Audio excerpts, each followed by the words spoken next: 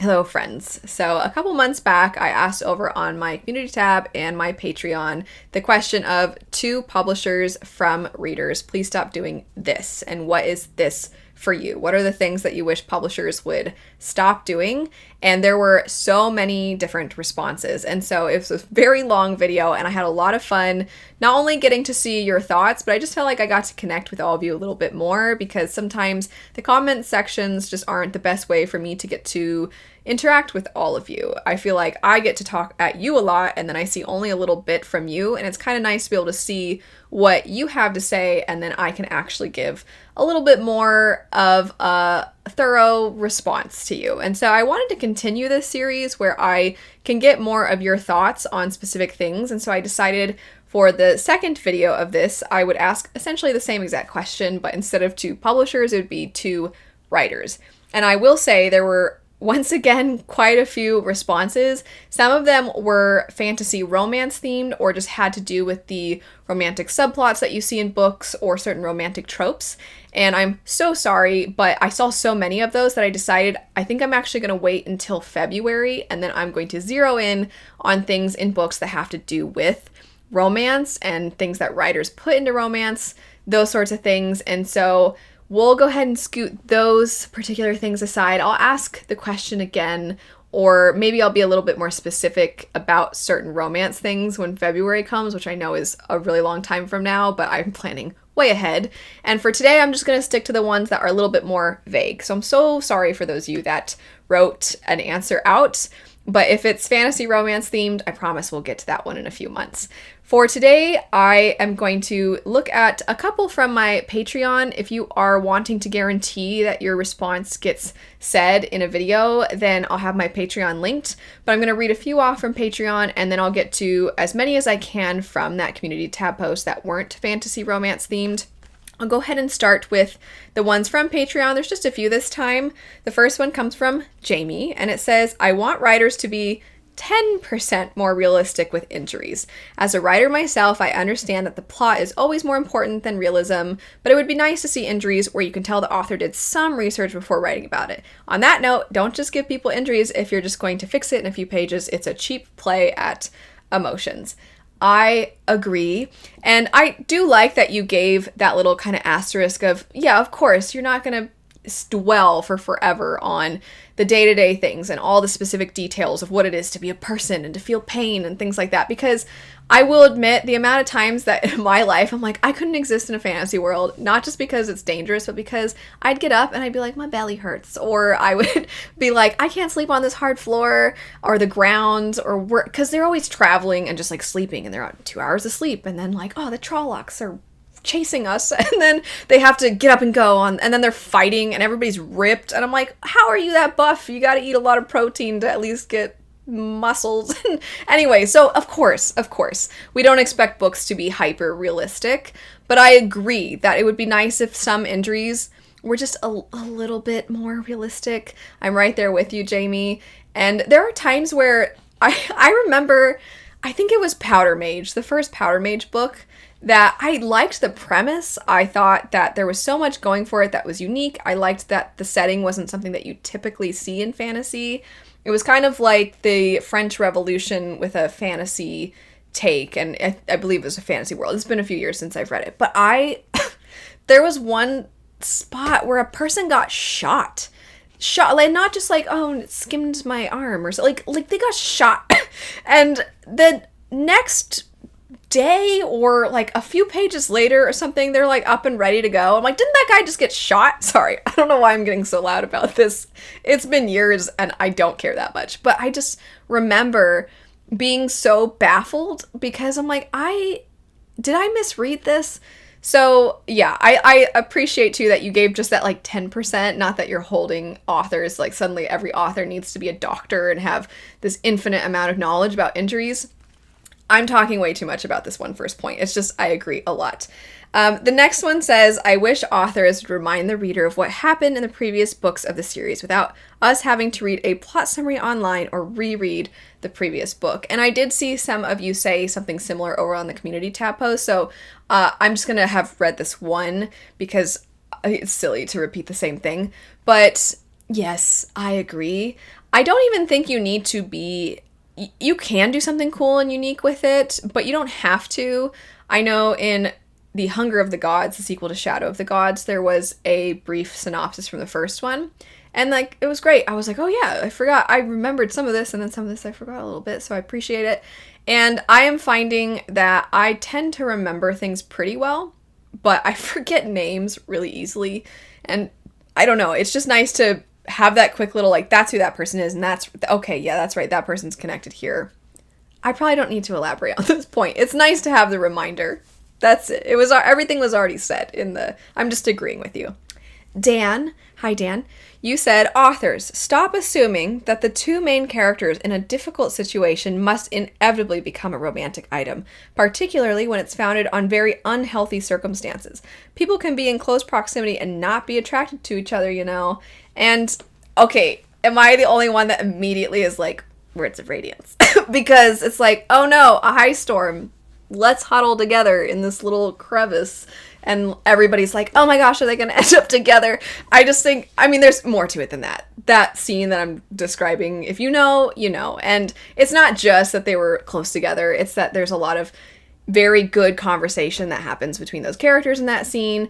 People often talk about the fact that they push each other in that moment, that they are vulnerable and they expose so much of themselves and their hearts and their trauma. And it's just a really well done scene, but because it's a well done scene in an intense moment like what Dan's talking about, the amount of people that ship them is pretty high. Some people feel pretty betrayed that, you know, they're like, oh, I want to see stuff. So yeah, just characters in close proximity, it does immediately lead people to ship. I will say, if you haven't checked out Christy's Bookish Corner, I think is, oh, I'm so sorry, Christy. I'm forgetting your exact channel name, but oh my gosh, Christy did a video about her red flags in as a reader, and one of the things she mentioned was that she constantly ships people.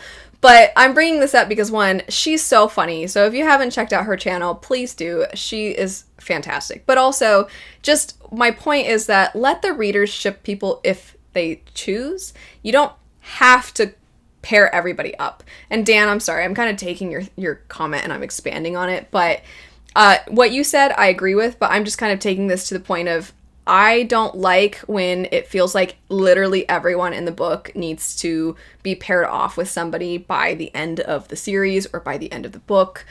Some people can be single. Some people can not end up with someone, but maybe they'll end up with somebody else someday. Who knows? You know, it's not like everybody needs to be like, okay, and then these two get together, and then these two get married, and then these two, like, you're pretty sure that they, you know, because where it leaves off. You don't need to do that. You can, I like a romantic subplot, but I don't need everybody to be together. The next one, and now we're switching to the community tab. 2 writers from readers. Not every book needs to follow the current trend. I know it sells, but sometimes readers want some variety. And please bring back numbering books in a series. Book 1, 2, 3. I miss those kinds of books. Almost every time I've picked up the wrong book in a series, it was because it wasn't numbered, and I had to research which is the correct reading order. I love a number on the spine. I love it. I don't know that that's so much on the author unless it's self-published and the author can choose the way that the cover looks and the spine and things like that. So this might be more falling into the camp of 2 publishers from readers, because I agree, I would very much like that. I just don't know if I can necessarily put that on writers. And I tend to be pretty nice to writers in regards to your first point as well about them writing trends. And I will agree that, yes, please, tell a unique story. Don't just write to try and make money, and don't just write because it's what's popular, and don't just write things because you want to get your name out there, because I care so much more about creativity. Even if I don't end up liking the book, I will be more likely to pick up one of your books in the future than I would if it just feels like all an author ever writes is whatever's on trend. Now, where I'll give them some credit, and I think I touched on this in the 2 publishers one, is that sometimes a writer's book might not necessarily be on trend at the time that they wrote it, but the publisher, having received a lot of books that are maybe starting to fall into a trend and they're recognizing that, sometimes they'll hold on to a book and then they'll put it out a couple years later or a year later or something like that. But my point being, by the time it comes out, it might seem like the author was just trying to hop onto a trend, when in actuality they had that on their mind and they wrote that book before it was the hot new thing. I think something that comes to mind is Margaret Rogerson's An Enchantment of Ravens. A lot of people, when they read it, were like, oh, it's just an ACOTAR ripoff because the main character paints and there's fae. And I feel like I'm spitting at you, I'm sorry. And it's fine. Yes, there is that is common between the two characters. And so I get that it can come across that way. And if you feel that way and you just feel like they're too similar, that's okay, especially if you read them close together. But I really don't think Margaret Rogerson was like, I just read ACOTAR.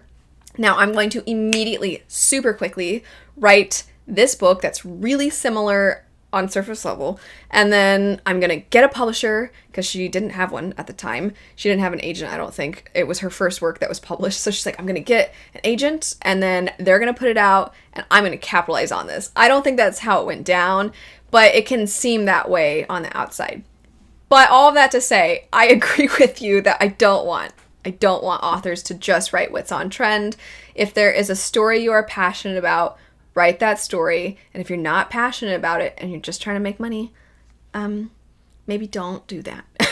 After that, please stop ending the book 5 pages after the climax of the story. We want to see what happens after that too. It's so disappointing to have this huge thing being built up for so long, and then it happens and then the book ends so fast. This can make my enjoyment of the book go down a lot, and it's my biggest pet peeve.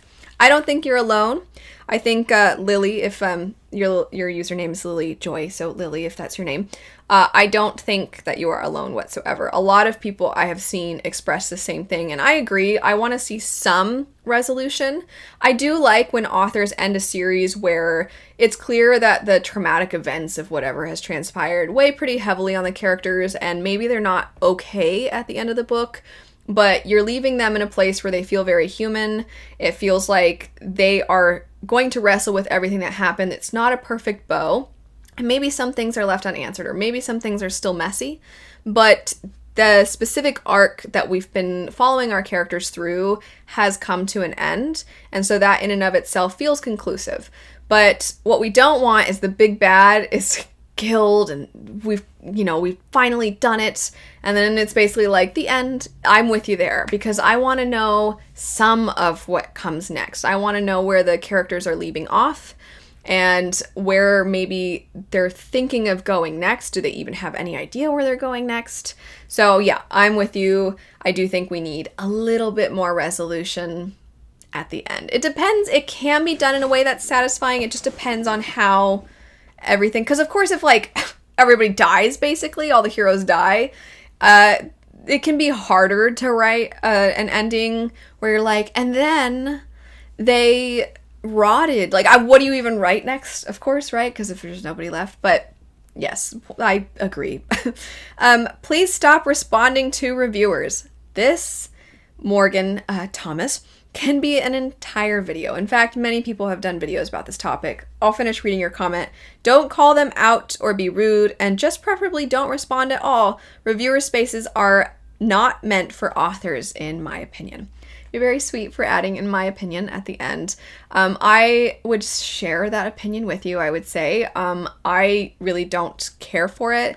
I think the only time that it makes sense is if an author has essentially been invited to come into the space, if you will, using the phrase of reviewer spaces. So if you had a review and you just gushed about a book, you loved it, and you decided, you know what, I'm going to tag the author when I share this because maybe this will make the author happy.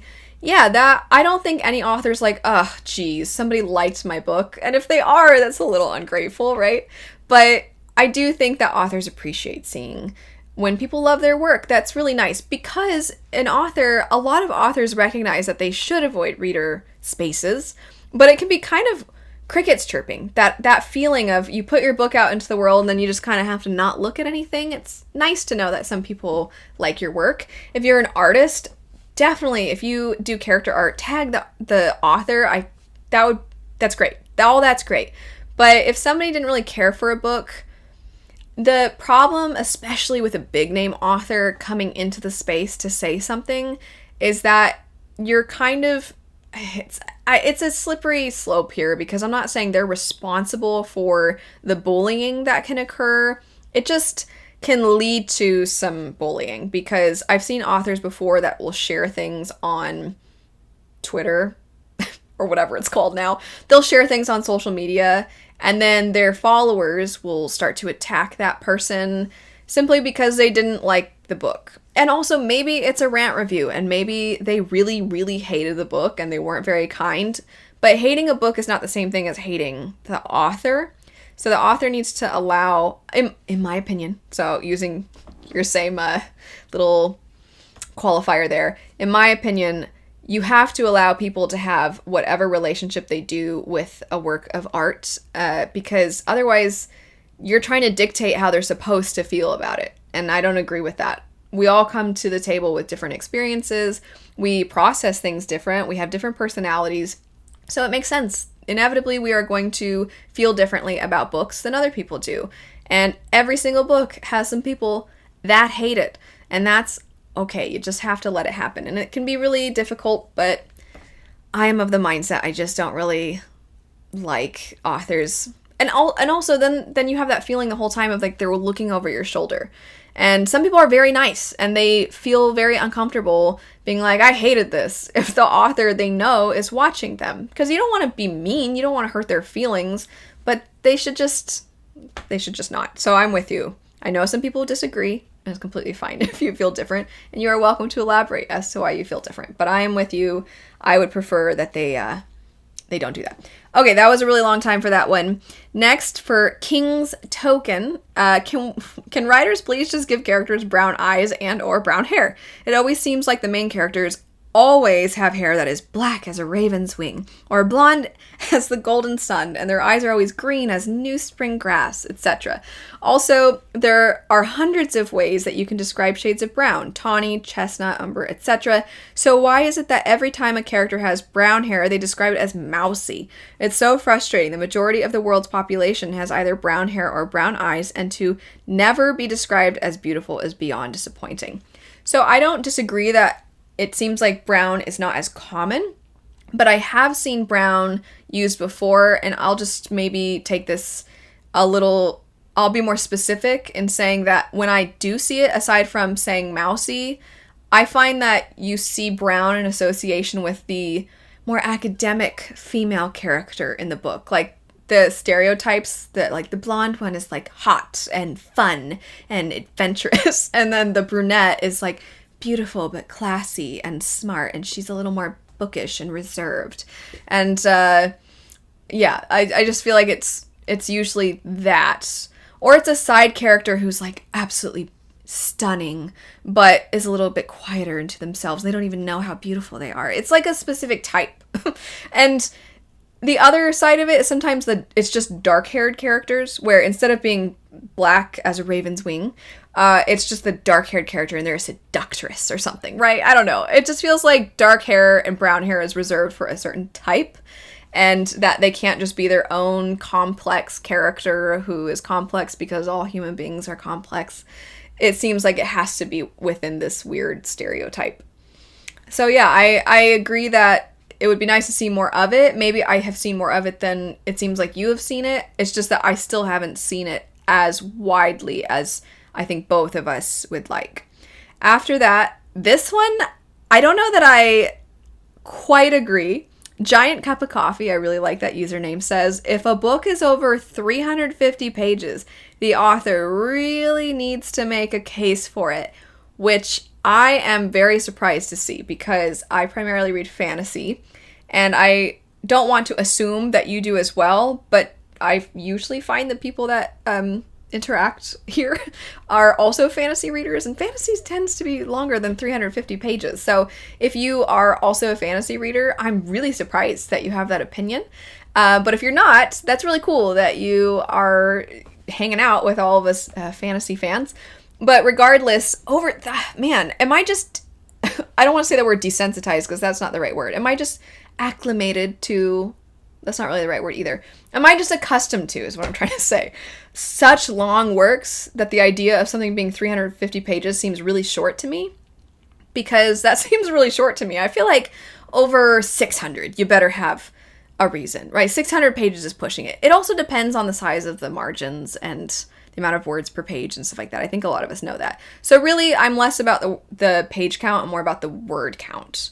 If it's going to be a very large word count, you got to make it matter. I agree with the concept. I think I might just disagree on what is considered long, because, man, 350 pages.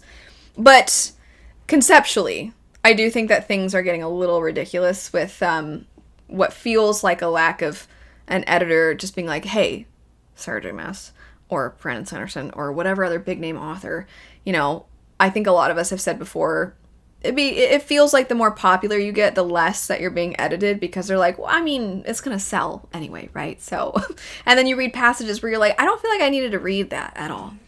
Luna agrees. I don't know if you heard her grumble. After that, this one says, stop doing dirty to side characters just to make the main character a hero. Every character deserves a little bit of spotlight.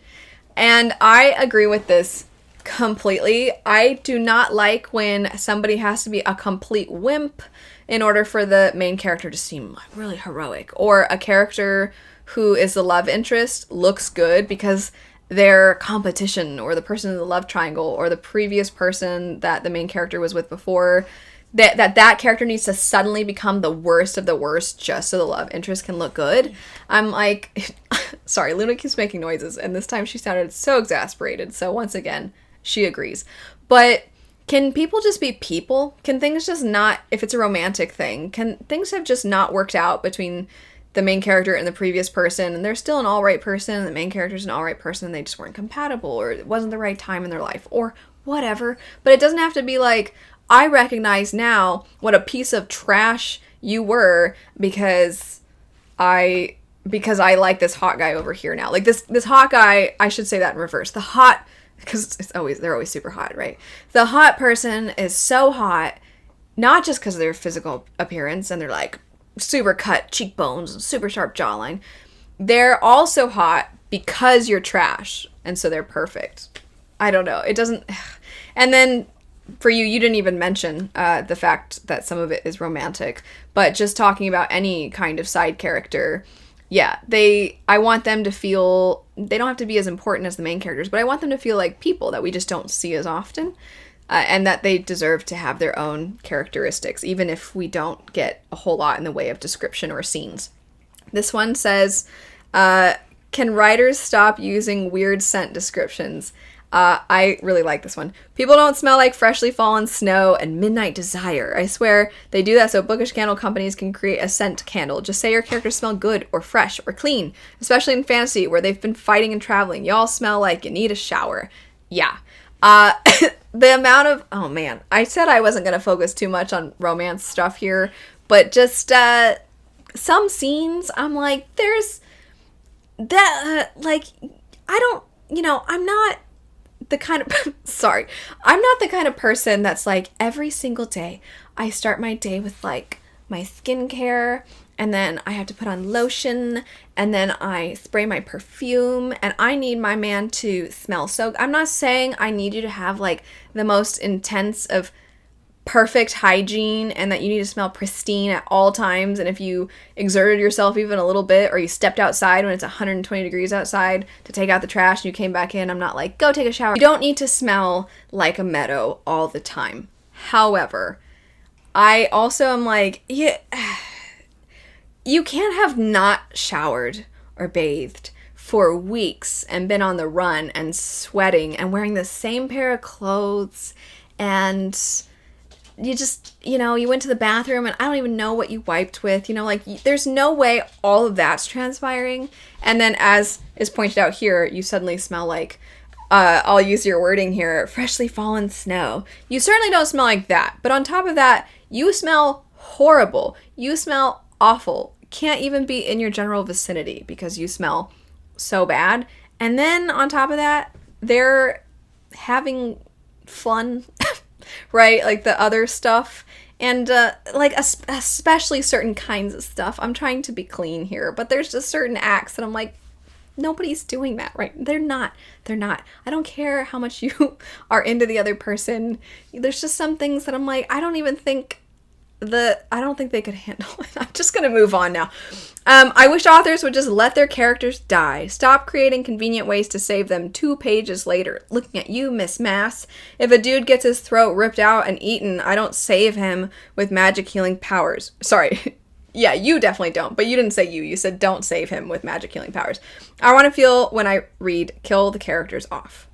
Yeah, I don't have too much to add to that. I don't like dumb fake out deaths. I do like deaths that if the character, it turns out, is alive, that it is hinted at, or that there are things that were laid out along the way to where it makes sense that they're still alive. But if you're going to give them these intense wounds, it just feels cheap and unearned.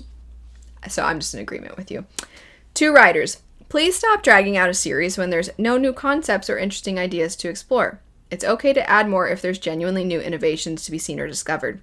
Take, for example, Era 2 of Mistborn, which is vastly different from Era 1. Otherwise, just let a trilogy be a trilogy. Yes. I think many of you know, I do not like series continuations when it feels like they popped out of nowhere. I'm like, no, that door has closed. If you're going to do a continuation, I especially prefer if you leave the characters alone and you follow new characters, or if you made it pretty clear you're always kind of planning on having more.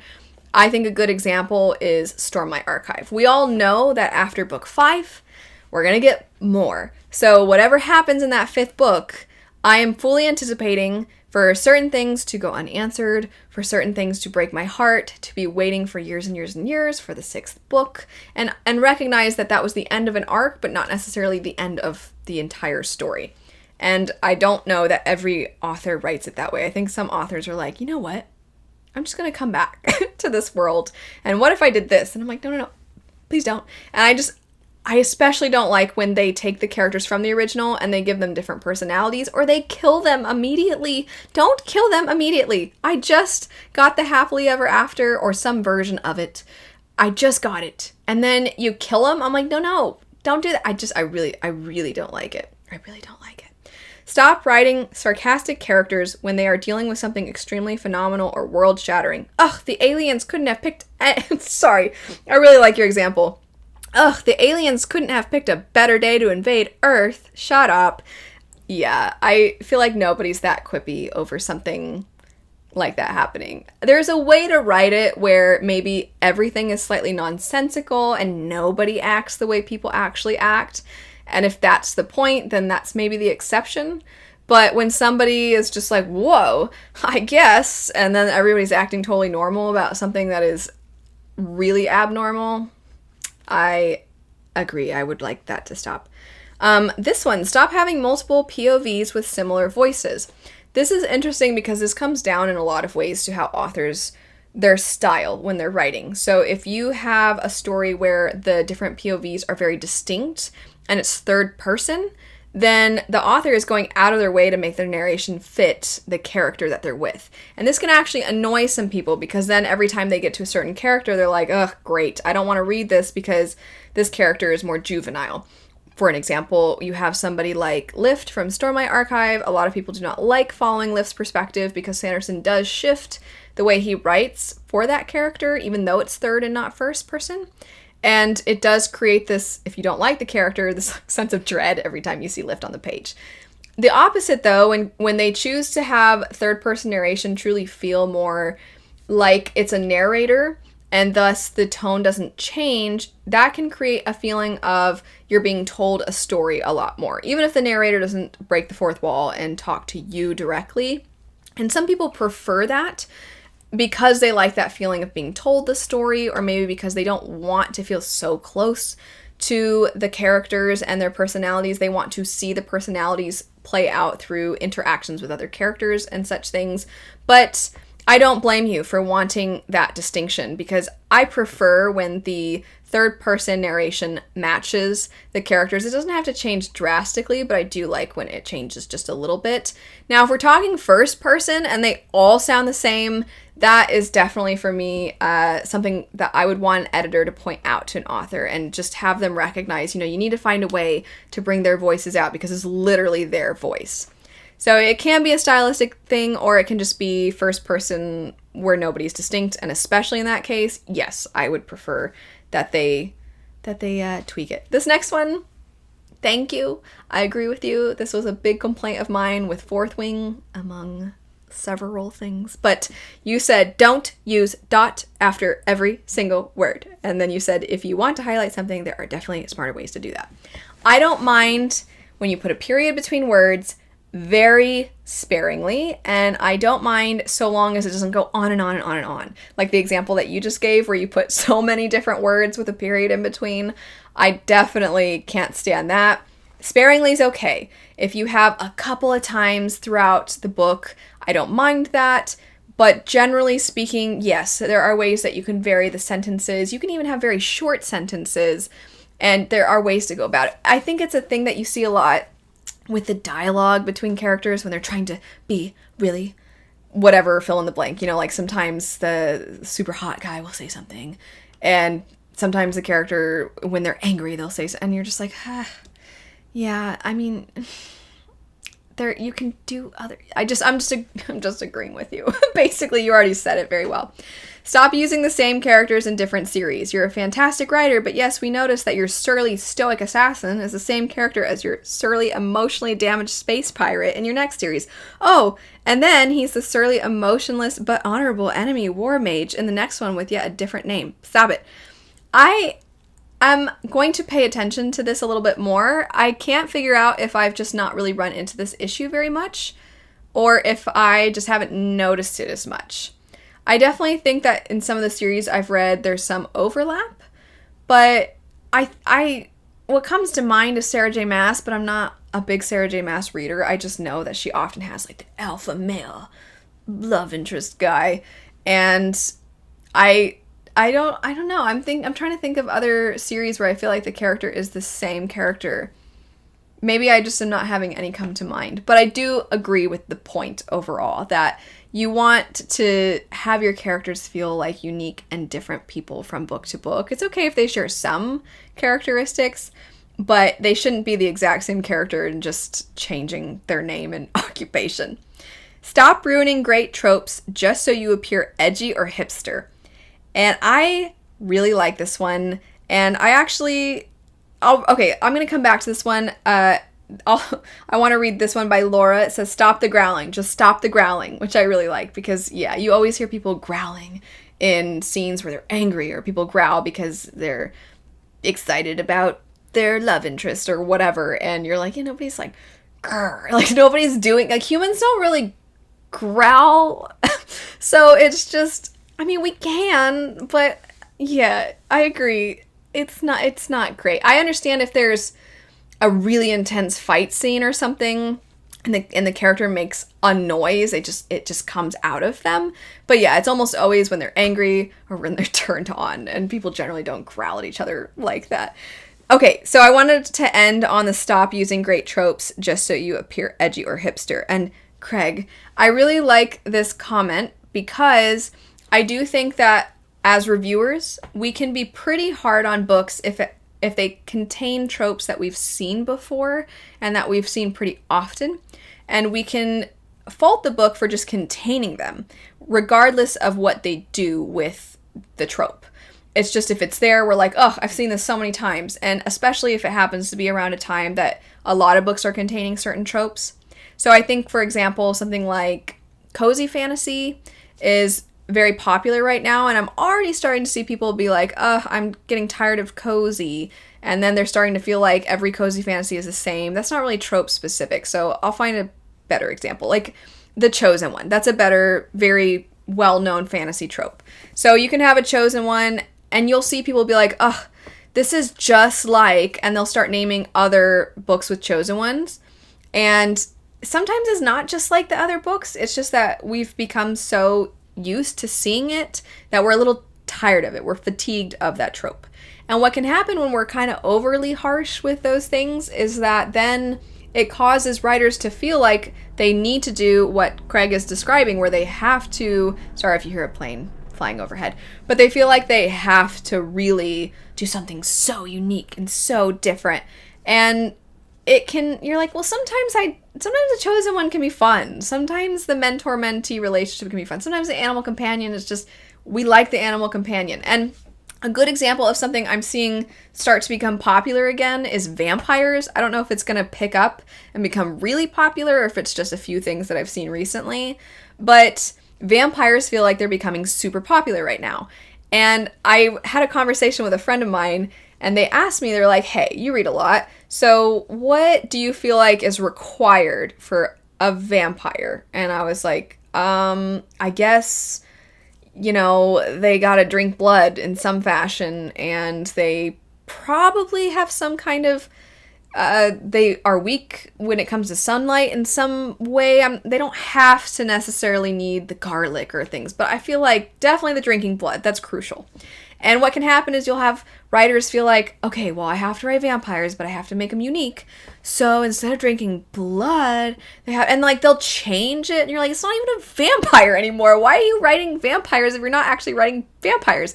So I think, and Craig, if you feel like responding and commenting more, I think that's kind of what you're talking about, when it feels like authors really feel compelled to take a trope that generally it's a trope for a reason. We like seeing it for a reason, and they feel like they have to completely pull it apart and change it and reconfigure it until it's not even something we recognize as that trope anymore, just so that you can say you did something different with a trope. But just doing something different with a trope doesn't mean you're necessarily doing something really cool or interesting or innovative. You just did something different. So I'm very curious if a lot of you have seen other examples of that, and if so, what are they? But anyway, that's going to be it for now for our 2 writers from Readers Please Stop. I'm very excited because the next one that I want to do is 2 readers from Readers Please Stop. And I'll give an example of something that I've seen that irks me. So if you're like, there's a lot of things that could fall into this. So an example is, please don't leave a negative review for a sequel when you didn't read the first one and you're upset and you're giving it a negative review because you're lost. Obviously you're lost. You're reading the second book in a series first. So something like that. Don't do that. So 2 readers from Readers, don't read sequels and give them negative reviews because you're confused. That sort of thing. So I'll have that up on my community tab the day that this goes up. As I said before, we'll focus a lot on the romantic stuff in February, and there's a lot of other ones I'm excited to do. I think this will be a really fun video series. Like I said at the beginning of the video, I really enjoy doing this because I feel like it gives me an opportunity to see your thoughts on these topics. I like having these discussions. It's just so one-sided a lot of the times. It's just me talking to my phone. So I like feeling as though I actually get to talk to you. It feels a lot more like a conversation, even though it's at the end of the day, I'm still just talking to my phone. But anyway, thanks so much for watching. Thank you everybody who submitted something, and be on the lookout for the community tab for other sorts of videos like this, because I think especially going into next year, I want to do more of these style videos and get more of your thoughts and your insight on things. Thank you, though, for watching, and I'll see you all later. Bye.